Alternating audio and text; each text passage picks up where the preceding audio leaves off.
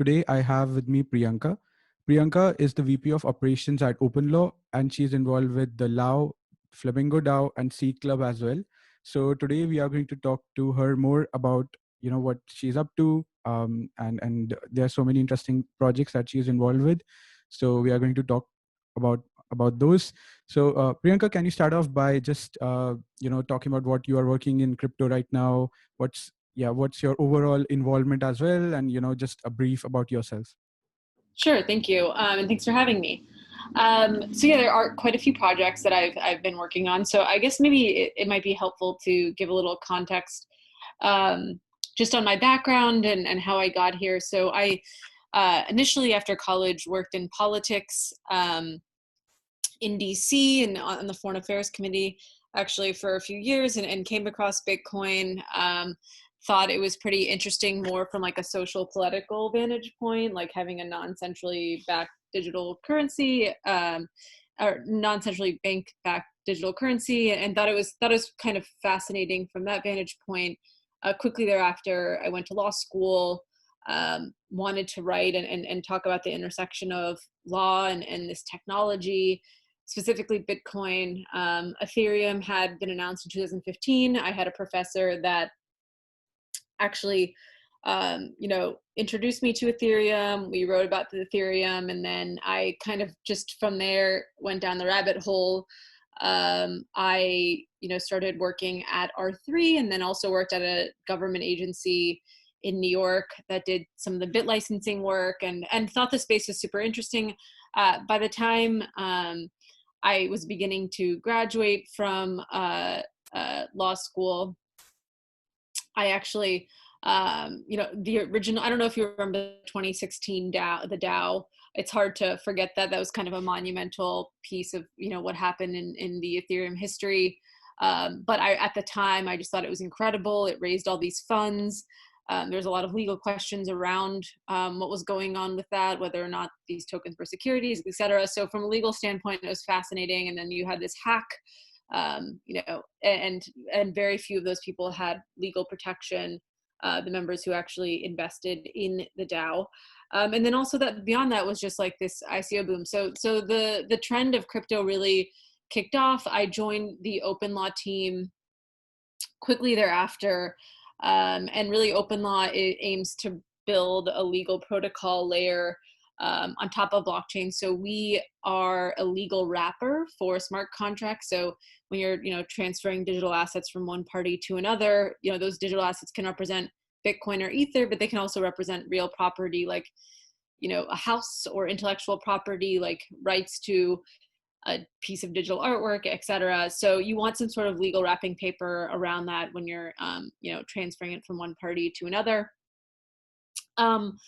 And then so with the OpenLaw team, like we'd been building quite a bit, had a few interesting partnerships, but a lot of us on the team were really animated by the original DAO, which is why I mentioned it. And obviously there was a lot of technical issues at the time, but we're at a place where the tech has matured. And also, we on the OpenLaw team have like the legal acumen to really put together the structuring around a DAO that could be, very much in line of this idea of pooling capital like water, and then, investing in different projects very quickly through a democratic voting system based on a hive mind of contributors. So in that, vein, we launched the LAO, which is a very much similar take of the DAO, but it's all within the legal confines of law, and I'm happy to unpack that a little bit more later. And then from the LAO, we incubated, because a lot of the members of the LAO were interested in the NFT space, incubated a project called Flamingo, which is specifically for the investment of NFTs that could be anything from digital art to gaming assets to ENS domains, et cetera. And then I've also on the side been involved, as you mentioned, with something called Seedclub, which is more of just a personal interest area, but it's a group and a cohort of people that kind of are really interested in the social token, community token space, this idea of giving creators power and autonomy and engage with their fans directly through and bind their fans together through the use of a token. So there's quite a bit in there. Happy to talk a little bit about everything there, but that's kind of a little bit about me and some of the projects that I've been working with. Like, what sort of applications have you seen that have used LAO these days? I saw that there was Aave credit delegation that used the LAO somehow. So yeah, what interesting applications have you seen right now, and where do you see it, in the near future, say the next couple of years? What sort of people will use blockchain to write these legal contracts? Yeah. Yeah, so I think with the Aave credit delegation, that was more of the use of the OpenLaw protocol itself. So yes, we partnered with Aave. We did like a credit delegation using OpenLaw, and just to kind of give you a quick summary, like really we can take any agreement on OpenLaw, digest that agreement. So you digest it through like a markup language that we've created. That markup language turns that agreement into a data object. You can literally embed the smart contract in this data object. And then so when both parties sign the agreement, it looks just like a regular legal agreement. They sign it, and then whatever smart contract is in the agreement and both parties agreed to gets executed and called.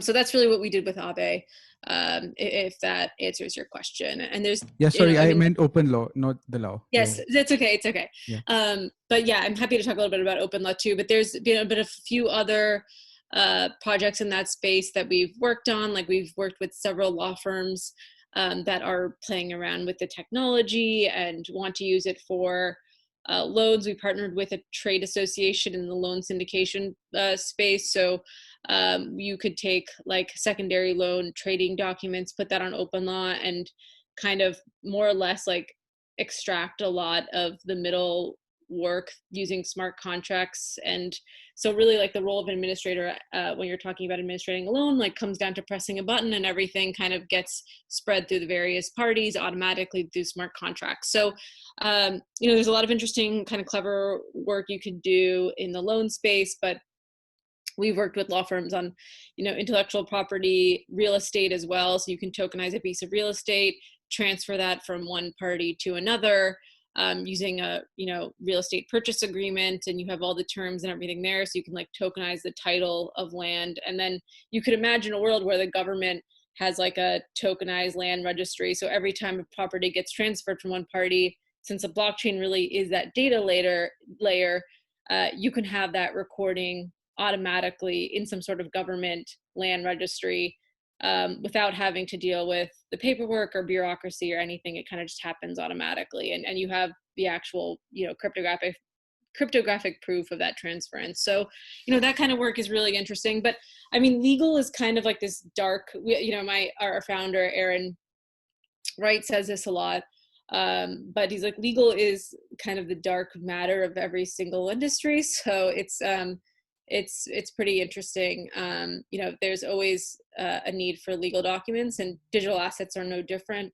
Smart contracts are great, but they're really nothing more than lines of code. So it's going to be important increasingly, especially as we kind of start talking about assets in the real world, to have some sort of contract tied to them. So their rights and obligations are memorialized, and each party understands it. Right now it's mostly like digital assets that you are like the sort of core, like who the main users are, sort of like core crypto people, from what I assume. Like people usually like like what say like digital native, who people who want to try out crypto stuff. It's mostly around that, compared to like traditional uh industries using shifting to using OpenLaw. Yes, I would say that we have more of a crypto native approach. Like, our thesis is that it's probably better to start from like this crypto market, and we've talked to a lot of crypto companies that are interested in like sucking in real world assets.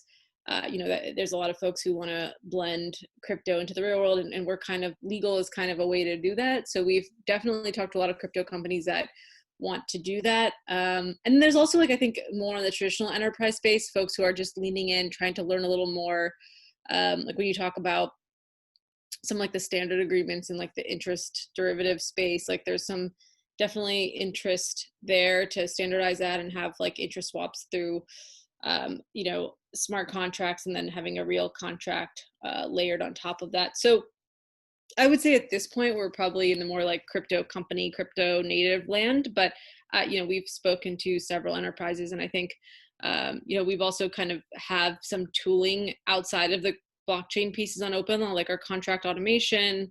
That kind of work is super compelling just to a lot of law firms. And yeah, I mean, we really believe in this stack of like OpenLaw, like Chainlink, Oracle, and then Ethereum, and we call that the Ole stack internally. But it's I think pretty powerful, and I'm sure traditional enterprises will eventually kind of push in that direction. You mentioned about how one can create open law can these contracts, but yeah, can you give a bit detail if someone wants to, is interested to try out open law as well? How does that process actually work, and what sort of how are things tied with the real world legal environment and the blockchain? Yeah, so yeah, if you want to try out and like actually execute a contract using OpenLaw that's tied to a smart contract, you can do that today at openlaw.io. We have a public library and we have contracts in there. You can play around and transfer ETH or whatever token you'd like. So the way that it actually works, so I kind of touched on this a little bit with the markup language, but basically you can take any legal agreement. So it could be an employee offer letter. You mark that up in our markup language. That basically allows you to create variables and conditionals in the agreement. If you'd like, let's say it's an employee offer letter and you want to pay the employee by the minute, you can basically create a smart contract that you as the employer can put into that agreement, and it actually ties to the markup language itself. So it's like literally the two are tethered together. You also then put like a signature solution at the bottom. That signature makes it so that both parties can actually execute the agreement, and so the signature is memorialized on a blockchain. So effectively, at that point, once you mark up the agreement, you have the respective smart contract that is embedded in the agreement. Both parties can read the contract just like any other normal agreement. You then send that out to signature. Both parties can sign that agreement through email. The signature, then you get like an ether scan, so it looks like any other transaction. And then whatever smart contract is literally embedded in the agreement. So in this case, if it's like getting paid by the minute, the smart contract gets called and the employee starts getting paid by the minute. But both the employer and the employee have real world record of the employee offer agreement. All the terms are a part of that agreement. It's just the smart contract itself is just getting called. And so the agreement itself is like reference on chain for both privacy and cost efficiency, but you have a reference of that to the smart contract itself. So it kind of sits above the blockchain. It's almost like a layer two. It is a layer two solution in a way. Gotcha. Yeah, I think that's interesting. Coming to the LAO, so yeah, what can you explain? Start off by talking about the LAO, and what's the current position at? I saw that you have around 5 million raised, out of which around 2 or 3 million have been deployed with some projects Mm-hmm. that I could see on the website. But yeah, what's the status of the LAO currently?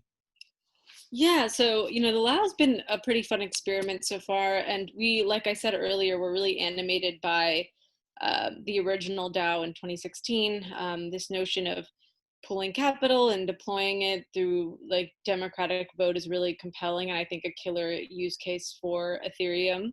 And so we brought that vision to life. We launched at the end of April, and just from that time period have slowly compounded interests through members and capital as well, and so have just been deploying in different projects. I think we have close to 30 investments at this point.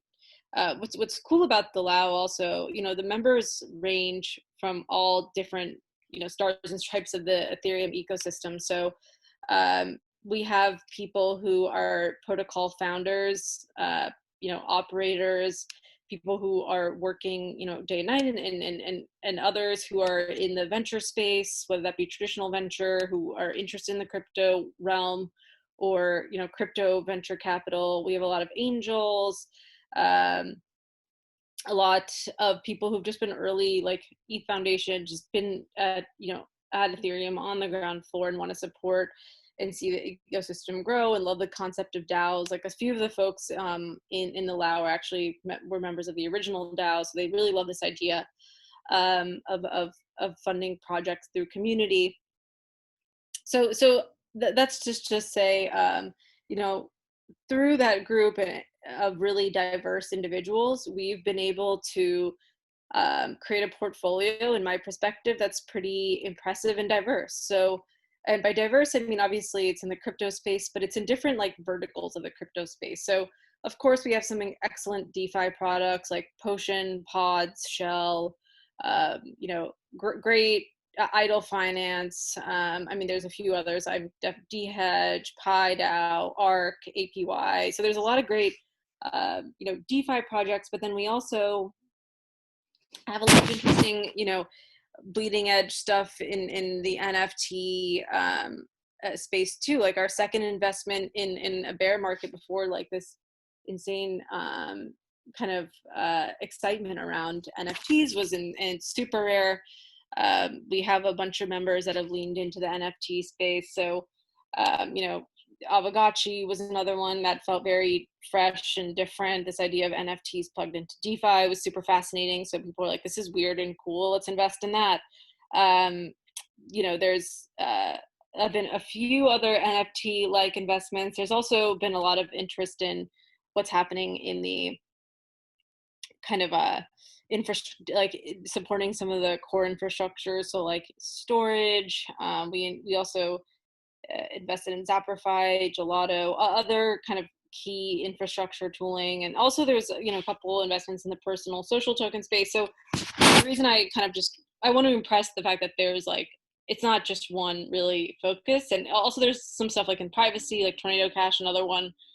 So I would say like there's almost every single large camp that exists in the blockchain ecosystem. There's like some exposure in the LAO, and I think that just says more about the members.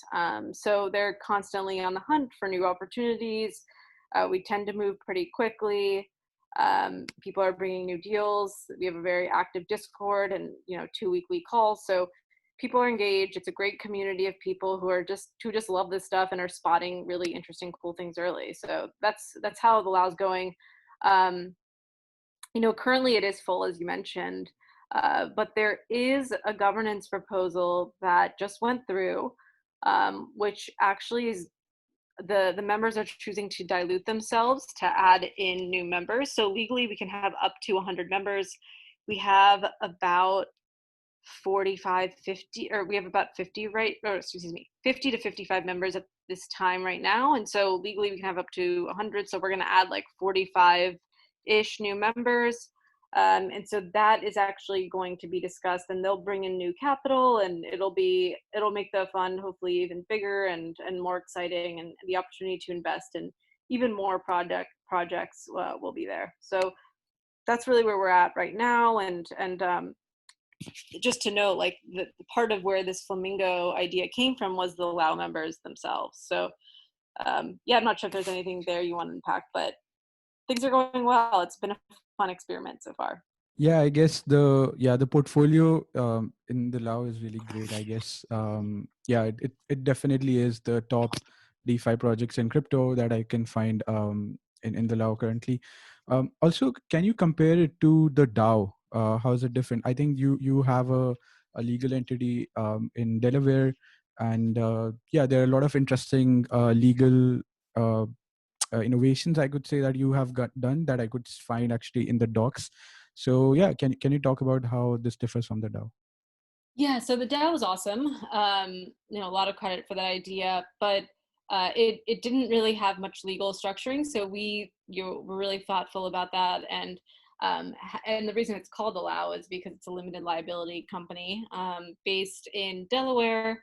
The full form Unlike is legal liability autonomous organization. Yes, limited liability Limited. Yeah. autonomous organization. So it's actually two L's, but for the sake of simplicity, made it just one L for LAO. And so it is a limited liability company, meaning that everyone, like unlike the original DAO where everyone is default a general partner, thus personally liable, this limits your liability just to your investment. And yeah, I mean, so it's Delaware based, limited liability.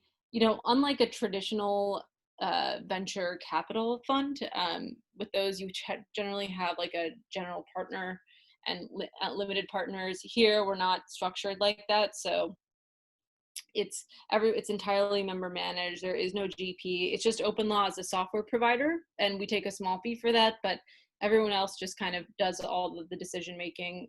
We kind of stay out of that and just help run the application. So in that regard, it is very different. And I think, unlike a traditional venture that where the venture capital fund itself takes a percentage, generally 20% of the upside. Here, it's super investor friendly in that they get all of the upside. So there is no like 20% of the profits generated or whatever, because they make all the decisions, so it makes sense. So that's kind of how structurally that works. Yeah, so I would say it's very similar. And also we use like the Moloch, we extended the Moloch v2 smart contracts for the LAO. And there is no token a part of that, at least like not in the near term. Of course, the members could always decide to do that. But yeah, nothing like that at the moment. Interesting. Yeah, I did follow Moloch V2. I think, yeah, that has sort of become the standard for all these DAO projects that are coming up. How do people decide which projects to invest in, and how are the rewards distributed among LAO members?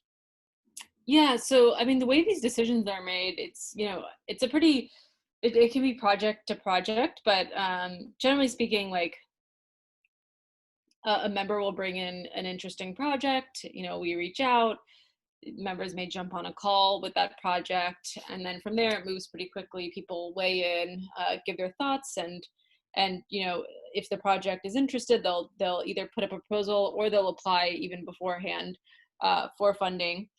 And someone will put that up for vote. There's a 7-day vote period, so all the members will have to kind of vote in that period. And the capital at that point is committed to the project. That said, after that 7-day vote period, there's actually a 7-day rage quit period. And that's actually more for the members themselves. So if you are a member and let's say there's a project that you are like vehemently, against funding, you can actually leave the fund entirely. So at that point, you can take any undeployed capital and exit the fund, and that is what it is. No one has yet rage quitted, which I guess is a good sign, but there's always that opportunity, and that's really what the grace period is for. After the grace period is over, the capital then gets deployed to the project, and from that point, like legal documents are signed, and we just go from there and keep up with the project, and yeah, that's kind of the quick and dirty on the process. Of course, this varies depending on the project. Sometimes we move pretty fast if a project needs funding right away, so it really depends, but generally it's like a multi-week process, and the members tend to know pretty quickly. And we also have 2 weekly calls where members will chat about these projects, and most of the conversation, I will say, happens in Discord, which is it's a fairly active community on Discord. Okay. And how are the rewards distributed? Like, Yes. Yeah. Well, so we haven't actually had a distribution event yet, but really it's entirely member managed. So let's say it's tokens, for example. A token distribution will come into the LAO. The members can then put up a governance proposal to decide how it should be distributed. So if they want to distribute it pro rata based on each contribution amount at that time, they're more than welcome to. If they want to hold it, they can. If they want to reinvest it, they can. So it's really up to them. and that's how that happens. If it's an equity investment, it really looks like any other fund. We've thought about kind of a way just for like the accounting purposes to put like dummy tokens representing equity, just for internal use, but we haven't necessarily implemented that. But that's how that will look. And if it is like an equity event or like an IPO, I think the way that we've discussed that working is like any proceeds will be converted into like USDC or whatever the members should prefer, and they can, distribute it that way. But to answer your question, they really can decide on how the proceeds and when the proceeds are actually distributed. Gotcha. Yeah, I think that makes sense. For coming to Flamingo now, because Flamingo is incubated by the LAO, and I think I find Flamingo to be the most interesting because I'm quite in looking at the NFT space, and I guess there's Whale Shark is project that I've been following, and yeah, I think it's all super interesting, and having this DAO specifically dedicated to NFTs is yeah, it does have a lot of potential. So what I could find on the website was that you have plans for you say that NFTs can be fractionalized, combined into token sets, and stuff like that. So right now, the NFTs that you are investing in, are they just, are you following like the whale shark approach? You're just looking for good gems and trying to create a sort of like an index of projects, or like whale shark, I think he just does it himself, right? And do you for Flamingo, do you follow the same process for LAO in terms of selection of good NFTs? Yeah, it's very similar to the LAO in that regard, and it looks a little bit different than the LAO because I think we're talking about NFTs. It's just an entirely different approach, and that's something that we're figuring out now. Honestly, it requires a bit more strategy because you can really get lost in like the NFT space. Like there's a lot going on, and so it's taken like I think we've had like 2 meetings, but it's been taken like at least I think it'll take like a couple.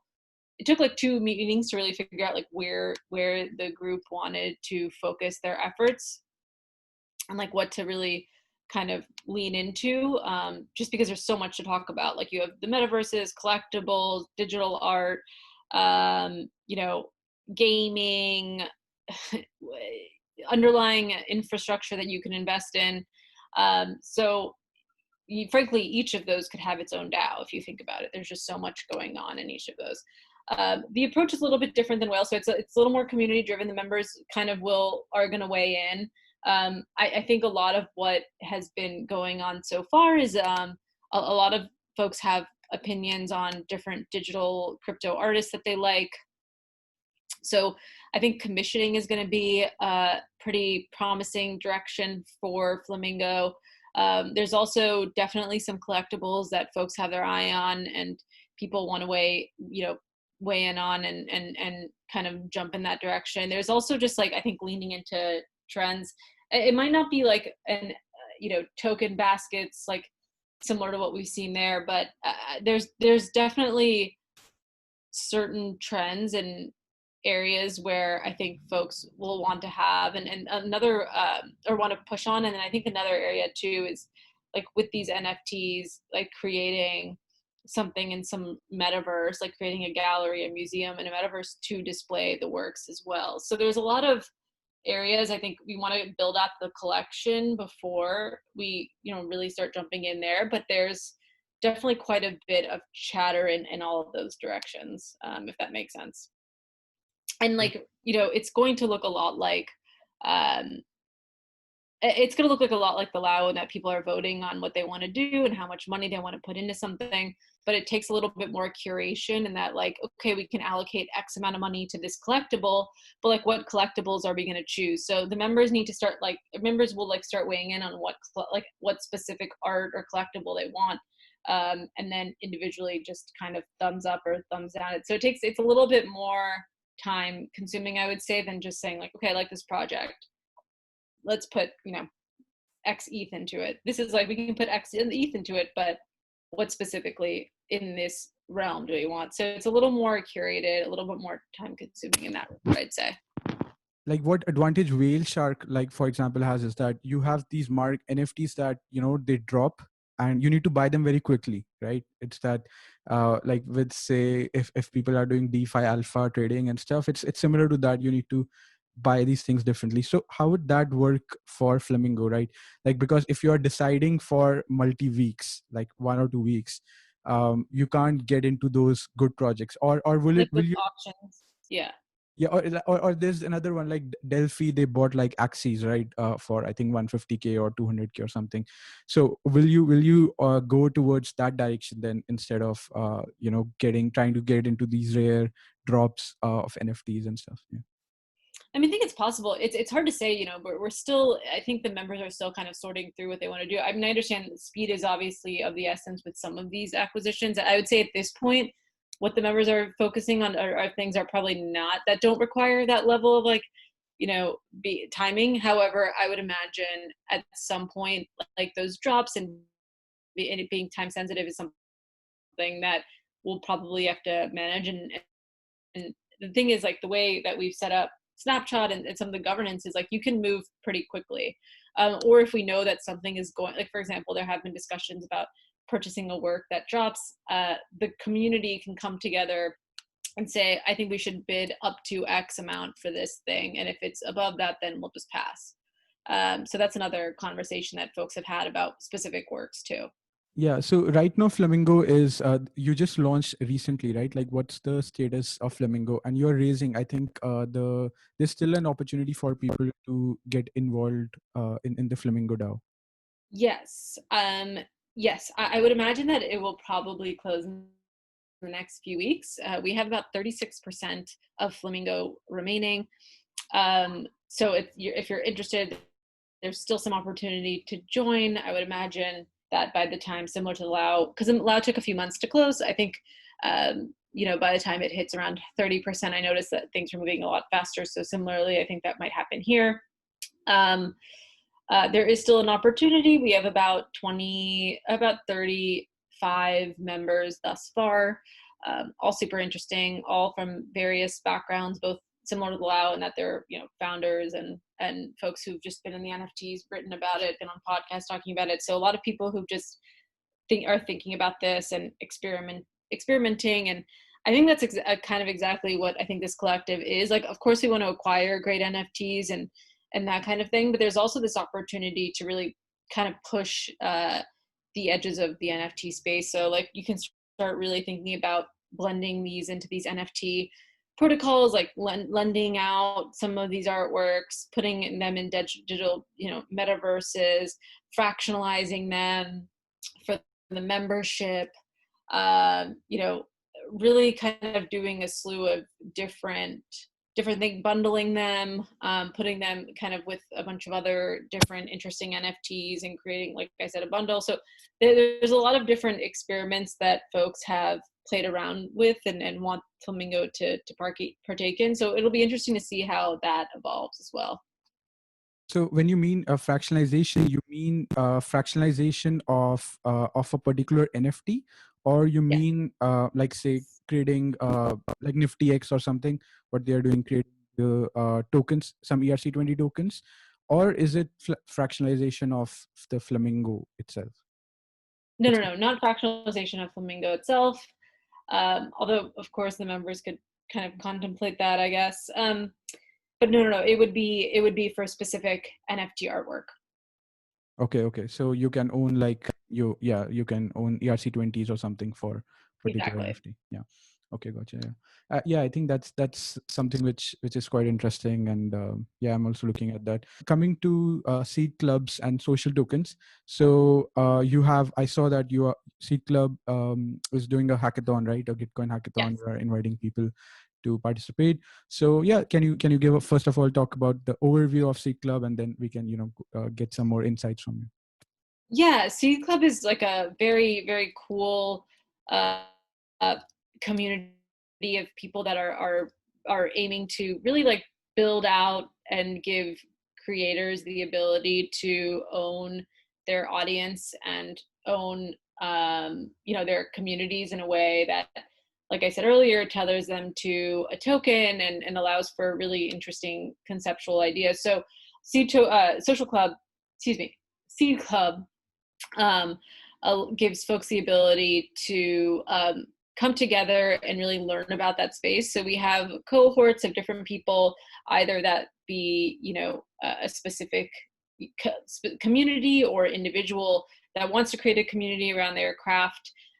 Whatever it may be, it's a way for folks to go through a multi-week process to learn about how they may use their social token, how to engage their audience, ways to be thoughtful about the execution of it and create tools around their community, that kind of thing. And so as part of that, I mean, that's one part of it where you have this great cohort that are like learning. And I'd encourage anyone, right now we have the first cohort of about, I think like 7 people, maybe less than that. And then from there, we'll probably have another cohort. So people who are really interested in starting their own, community or social token, I'd encourage you to at least look into the cohorting and that kind of itinerary. But we also have the first social token hackathon, at least that I'm aware of. And this is a way for developers, creators, and others to come together and play around with ways a community token or a social token may actually operate. So this is like a way to figure out new interesting usage. So that could be like, making these social tokens not only a way to bind your community, but redemption for certain acts or events or whatever that may be. I mean, I think we've seen some of that, but there's obviously ways you could really push the needle with these community tokens. And I think the idea really here is just to see how, people can play around with community platforms like Discord and Telegram, play around with distribution and rewards, play around with the tech that exists today.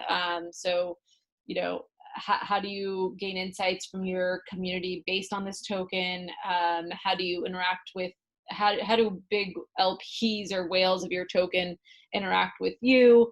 Kind of just figuring out the social dynamic itself of social tokens. And there's a lot of great prizes, a lot of great judges for this. And we're seeing a couple of these communities pop up. Like I'm in Jam, Swag is another one. So I think this is increasingly going to be a thing. And the hackathon is really kind of an open-ended way to see what else you can do with these tokens. So it should be pretty unique and interesting. And I'm curious to see what comes out of this because I just think the potential here is huge. Yeah, I guess, the social token space is exploding with RSE and, his tape Yes. launch. And now I think today Audius project, they also did the I Yes. forget, the dead Mao 5 or whatever. Yeah. Yeah, it's interesting. So in terms of Seedclub, you'll basically if someone wants to basically create a social token, Seedclub will help them incubate that, provide them with various tools and mentorship and stuff, and they'll take some percentage of the social token. Is that the model that you're looking for? Yeah, for the most part. Interesting. And what sort of any interesting project that you can share, like how they are using social tokens to do things that were not possible to do before? Yeah.